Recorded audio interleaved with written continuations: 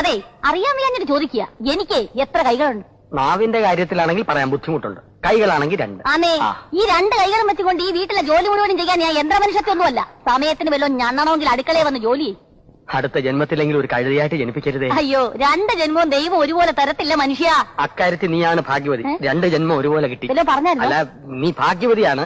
പറയുന്നത് എന്തും അനുസരിക്കുന്ന കുതിരയുടെ തലയും കഴുതയുടെ ഉടലുമുള്ള ഈ വിചിത്ര ജീവിയെ നിനക്ക് ഭർത്താവായിട്ട് കിട്ടിയല്ലോ എന്ന് പറയുകയായിരുന്നു. എന്നാ അടുക്കളയെ വന്ന ആ എച്ചിപ്പാത്രമൊക്കെ കഴുകി വെക്ക് വിചിത്ര ജീവി.